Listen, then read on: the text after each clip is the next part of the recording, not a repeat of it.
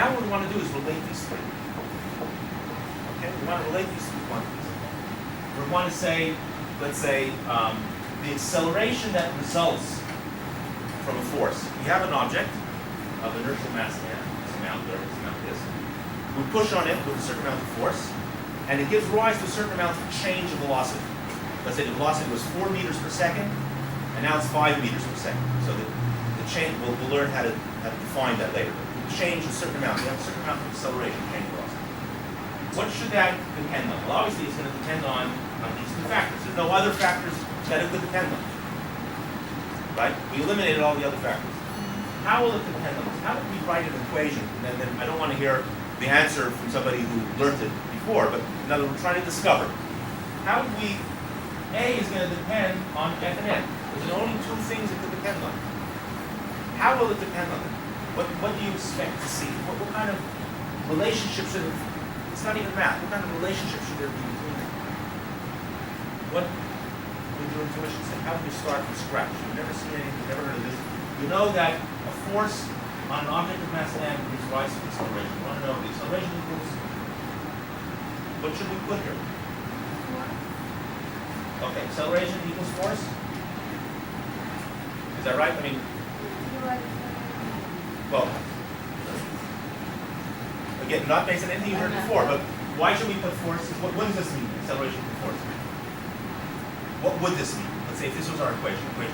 Why would we say this equation as it stands? Not that you're saying that this is the right one, but would you be able to tell me, no, that can't be right? Well, no. In other words, what would that mean, acceleration equals force? The result. Right. That's the main reason why this equation is not true. And according to this, the elephant and the ping pong ball will move the same way. But we know that it's not true. It depends on mass, so this is not true. Because it doesn't. Okay. So we need to have some function or something which depends on m and f. In mathematics, we don't need to do this, but we would write acceleration is, we write it like this. Acceleration is a function of the mass and the force. Okay, good. Okay, so acceleration, what kind of function should it be? Make up something that doesn't make sense, but it includes both mass and force. Just make up. What? NF. Okay. A equals NF. Good. All right. A equals NF. That's an equation. It incorporates all three. It's a possibility, right? It's a candidate. Can we rule it out? What might not make sense here? Times. Okay, m times f. Let's say nf being m times f. Okay. Why would you say that this doesn't make sense? Think about it. What's the initial The force? acceleration increase if the mass is bigger. Okay, so in other words, what we're saying here is take a certain amount of force and a certain amount of mass, you get a certain amount of acceleration. Double the amount of mass, add 2 elephants instead of 1 elephant. What do you get according to this equation? Does the acceleration get bigger or smaller? It's bigger. Triple the mass, you get 3 times as much acceleration. Does that make sense? Make 3 elephants should move with 3 times the acceleration as 1 elephant? It doesn't make sense. Okay, this equation can't be right. Okay. Okay, let's try another one. M plus F. Could that be right? Why not?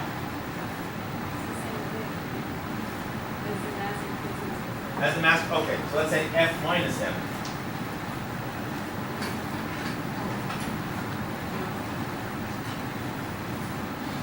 Could that be right? It has to be that if the mass is bigger, then the acceleration will be smaller. Okay, so the mass is bigger, the acceleration is smaller. You have F minus M.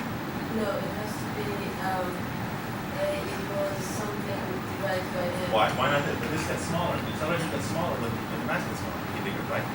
If the force is, let's say, 100 and the mass is 20, so the acceleration will be 80. But The then mass you is get 40. negative. Okay, you combine again negative numbers here, right? Okay. If the mass is bigger than the F. How about if the force is equal to the mass? Let's say you have a force of 20 and a mass of 20, so the acceleration will be 0. Does that make sense? That's why it's not going to move at all. There's a certain, you have a mass and you have a certain force, you push on it and nothing happens. I mean, again, there could be a universe in which that's true, but as we know. Okay? So this equation doesn't make sense for those two reasons. Okay? You can't just rule it out for nothing. There's good reason to rule it out. Okay? What other kind of equation could there be? It could be something complicated like m cubed times the logarithm of 3f squared. Yeah. You know, it could be. Why not? Right? Can you rule that out? Okay, you can rule it out again because of this n. But maybe we can find some other way.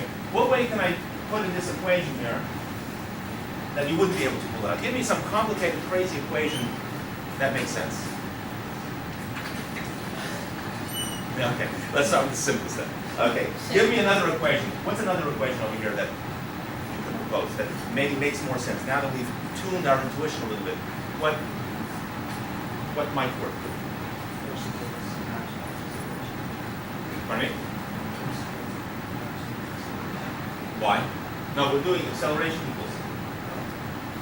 Okay.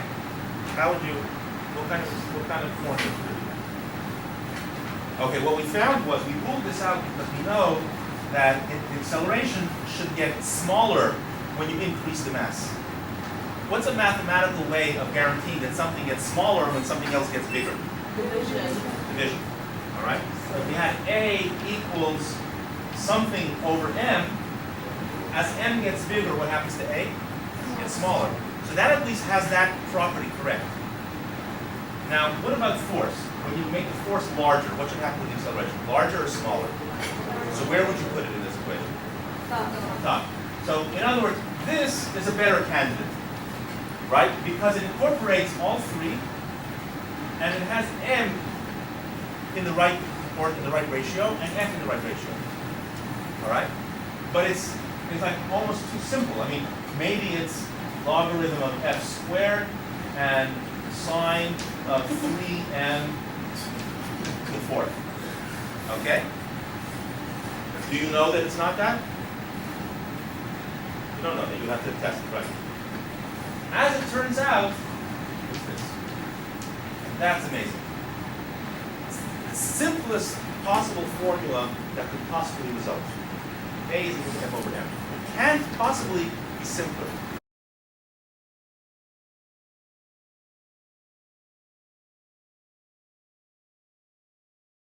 You can't even imagine a universe in which you would come up with a simpler equation than A is equal to f over m.